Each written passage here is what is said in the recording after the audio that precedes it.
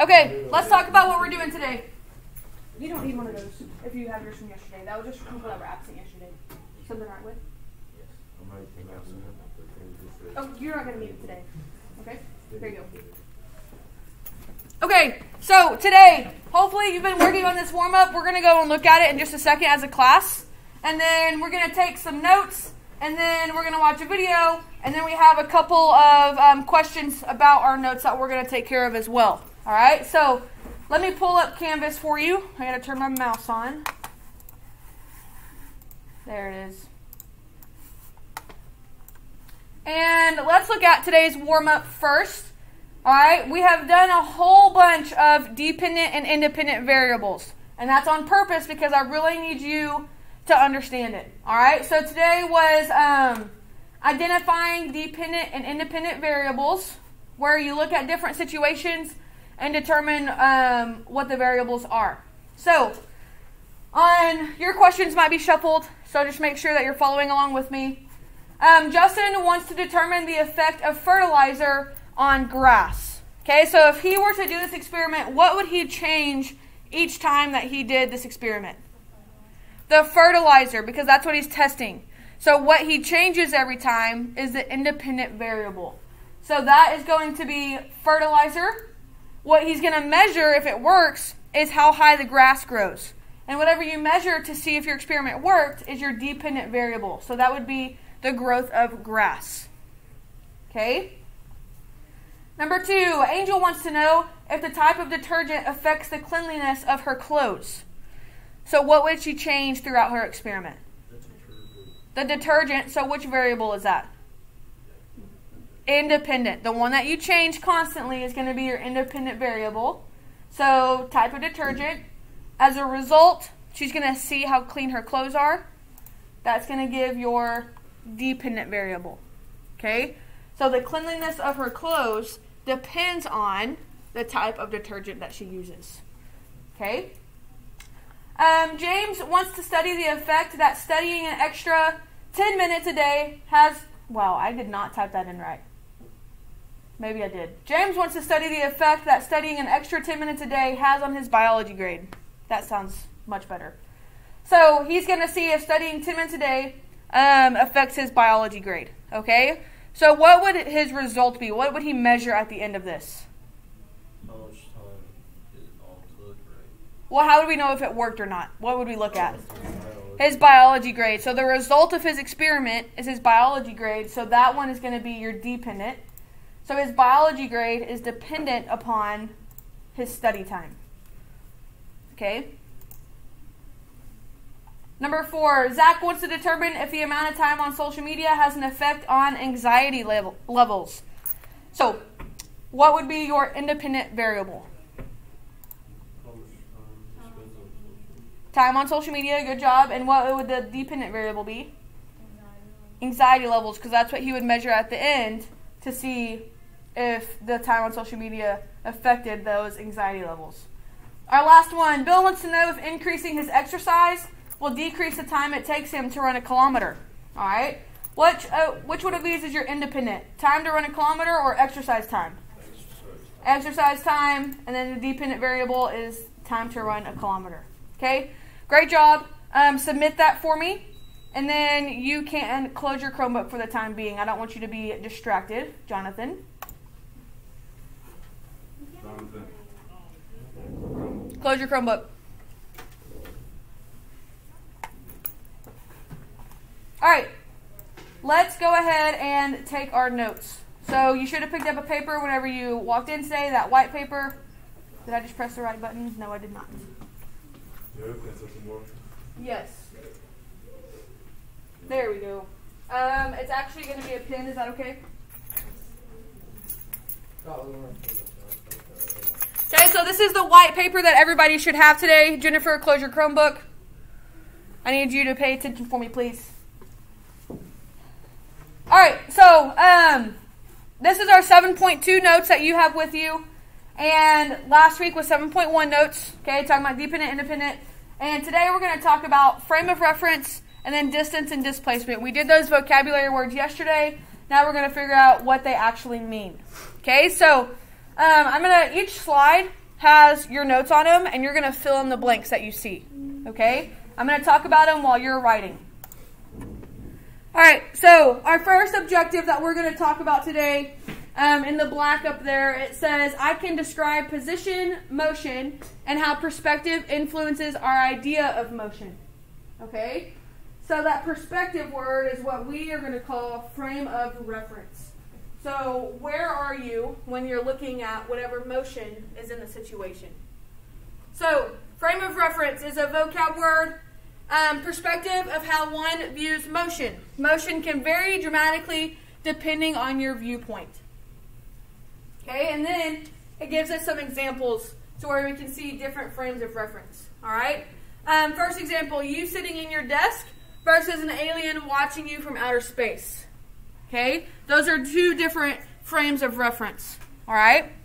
Another example, when cars approach each other on the freeway. One viewpoint could be the car occupants. So like I'm driving my car and I approach another car and pass them. Another viewpoint is someone standing on the side of the road. So if I'm standing here, I see two cars cross each other. That looks different than if I were driving the car coming onto another car. Okay, can y'all picture those two different frames of reference? All right. And then our third example, someone watching you drive by while you throw a ball in the air. The motion of the ball looks different to the car occupant versus a bystander on the road. All right. Next part of our notes, all matter is moving. Okay, so this kind of goes back to when we talked about solids, liquids, and gases and how those molecules move. Okay, solids sometimes we think are still, but we know that their particles are actually slowly vibrating. So there's still movement even in solids. Molecules and atoms are constantly in motion. Planets are constantly in motion. Entire galaxies are hurtling along at very fast rates. Okay? So our viewpoint. To analyze motion, you must decide where you will analyze motion from. Okay? That's the whole point about our frames of reference, is we have to decide whenever we are doing certain problems and things like that, where are we going to view this motion from? Okay? And that would be our viewpoint. So, this example, a plane is flying along at 500 miles per hour and has a tailwind of 50 miles per hour. What is the relative speed? So, we're going to do a little bit of math. It's not going to be too crazy.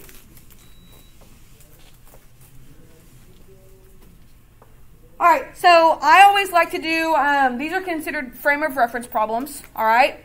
And I always like to draw arrows to help me out, all right? So, I have a plane flying along at 500 miles an hour. So this plane is going this direction at 500 miles per hour. Go ahead and write this on your notes for me. It has a tailwind of 50 miles per hour. So does tailwind mean that it's going to blow in the same direction as the airplane or the opposite direction?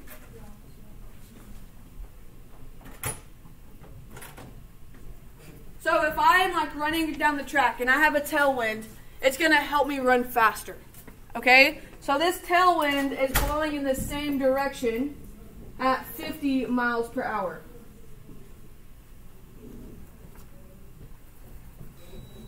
So what do you think the relative speed of this whole situation is going to be? Would you add those or subtract them? You would add them. They're going in the same direction. That tailwind's going to push that plane forward. So our relative speed is going to be 500 plus 50. So we have a total of 550 miles per hour.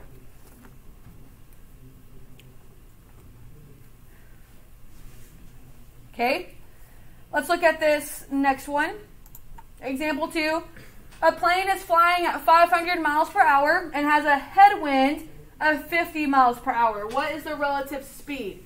So now, my plane is still going that way at 500 miles per hour. The headwind is going against it. So I have a headwind coming this direction at 50 miles per hour. What would my relative speed be here? Would you add or subtract? Subtract, okay? So 500 minus 50 my relative speed would be 450 miles per hour.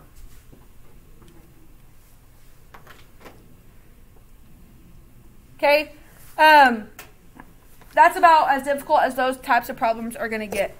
Okay, so you're just got to determine, will those forces be added together or subtracted, and go from there.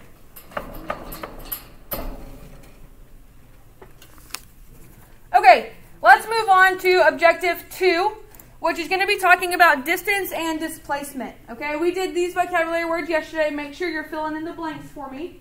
Okay, you got a little bit to fill in here. Our objective for this is, I understand the difference between distance and displacement and speed and velocity. So, distance and displacement have two different meanings in physics. One has direction and one does not. One has direction and one does not.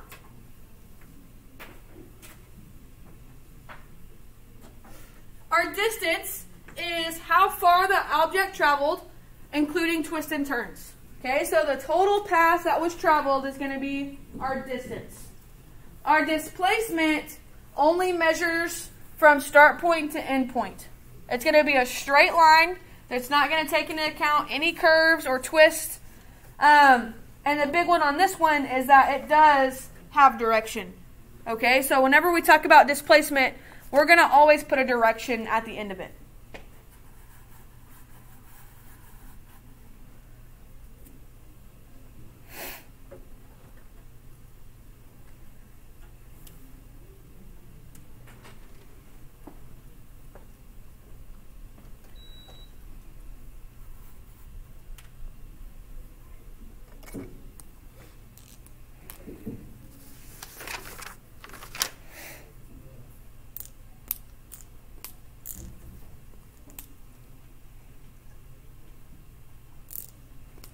So distance, how far the object traveled, including twists and turns.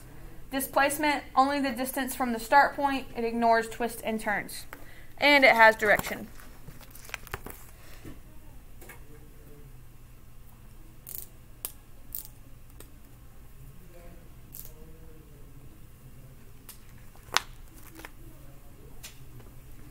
Okay, when you're done with this, flip your paper over. And we're going to look at distance and displacement examples, and your assignment today is going to be about distance and displacement as well. So these examples are going to help you out. Bless you.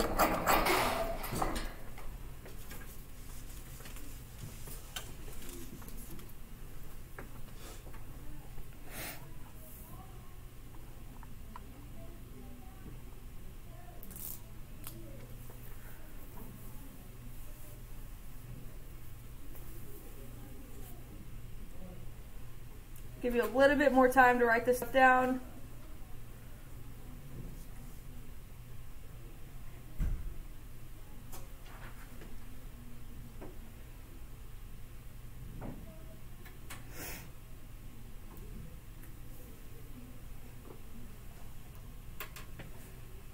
All right, let's move on to the examples. If you're missing some notes, I'll get back to you whenever I am done. All right, so here's our first example. Okay, 100. Oh, you can't read it all. Sorry. Let me pull it down some.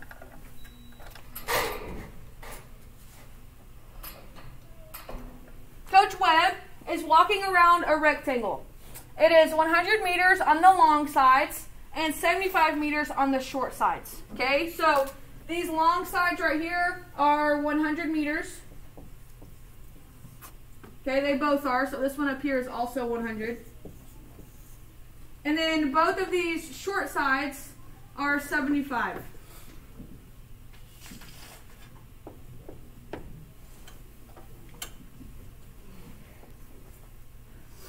All right, so we have Coach Webb, who's going to start here and walk around this rectangle and end up in the same spot. Okay? So remember, distance is going to be the total path, including all the turns and twists. So how would I calculate distance in this specific example? Add up all of them. Add up all of them. Okay, I'm going to add up everywhere that he walked. So I have 175, 175, 100 plus 75 plus 100 plus 75 is going to get me 350.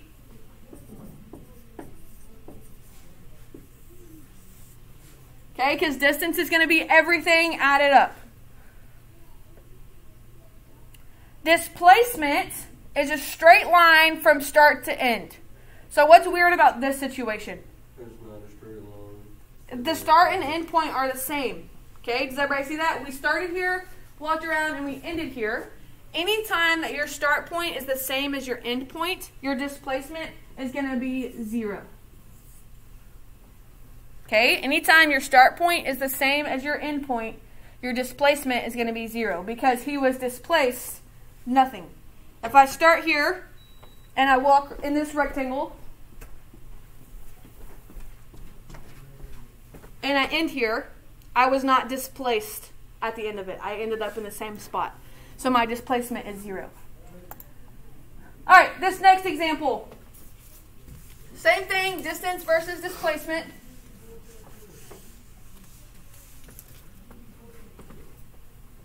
Dot Dude is trying to be sneaky and avoid zombies in the woods. The path was 15 miles, but only 7.5 miles from start to finish. So this one, we don't even have to do any math. All right? Whenever it talks about the path was 15 miles. So this whole thing was 15 miles. Is that distance or displacement? Distance. Okay? So our distance is going to be the whole path, including all the twists and turns, and that is 15 miles.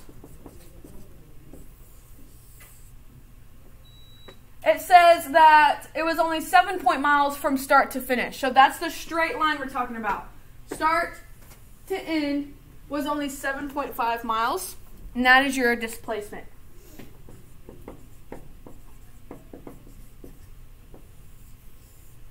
Okay, so let's make an observation here really quick that might help you further understand these situations. Okay, you can include this in your notes if you want to. I would. Anytime that we're doing distance and displacement problems, your distance will always be greater than or equal to displacement.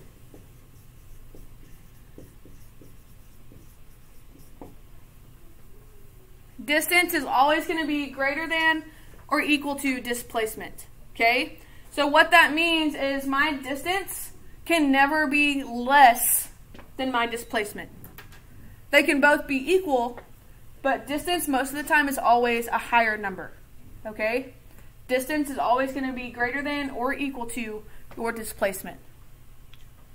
So what that means is in a situation like this, if you're given two numbers, the bigger one has to be distance, the smaller one would be displacement.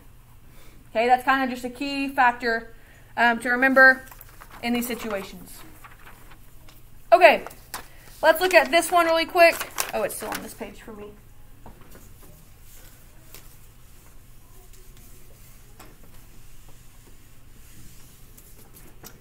To escape a zombie, Dot Dude runs 10 meters north and 5 meters south. What is his new position?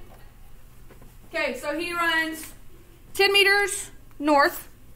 So he went 10 meters north. And he came back 5 meters south. What would his distance be? 15, because it's going to be the total. So distance is going to be that 10 meters north plus 5 meters south, which is a total of 15 meters. Now let's think about displacement. It's from start to end. So if I started here and I ended here, what distance is that? 5. Okay? So you basically would subtract these, all right? Or you realize that it's half of it. So this, our displacement, is going to be 5 meters. Does everybody see how I got that one? Okay, so basically my 10 minus my 5 gives me my displacement of 5. All right, let's look at these. So it says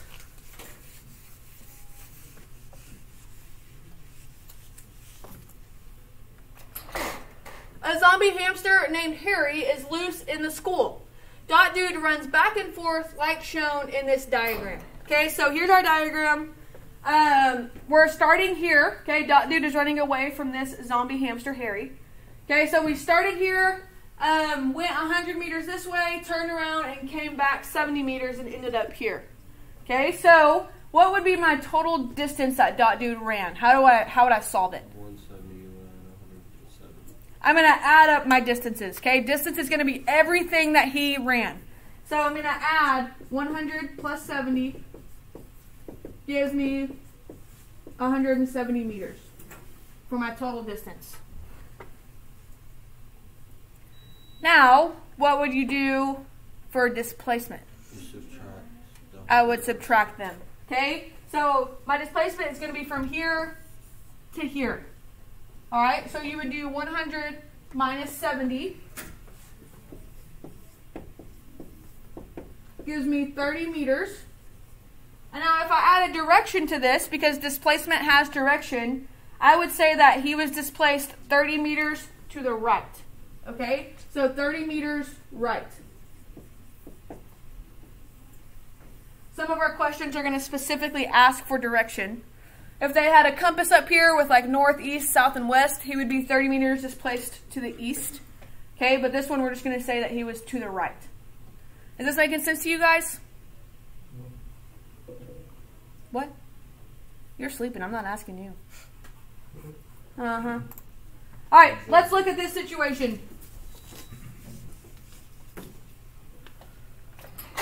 As Dot Dude runs around the corner and away from the zombie hamster Harry, he sees a zombie snake named Sid. What is going on in this school? He takes off running like below.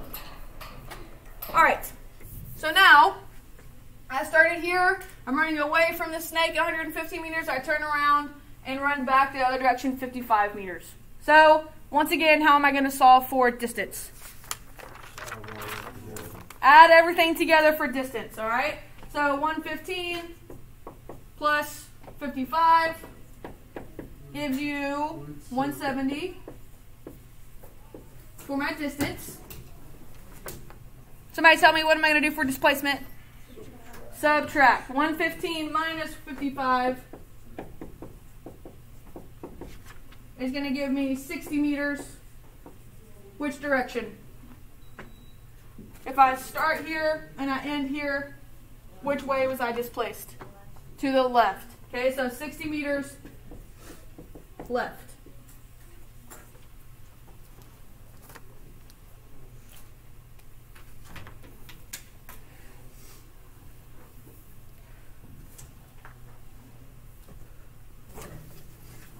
And your assignment today is going to be distance versus displacement practice. So it's going to be questions about what was your total distance, what was your displacement, kind of like those examples at the end of our notes. All right? So answer those questions for me. Make sure you turn it in on Canvas. And then if you don't have your Chromebook, I have a paper copy ready for you. Once you finish that, we are done for today. Sound like a plan? Break.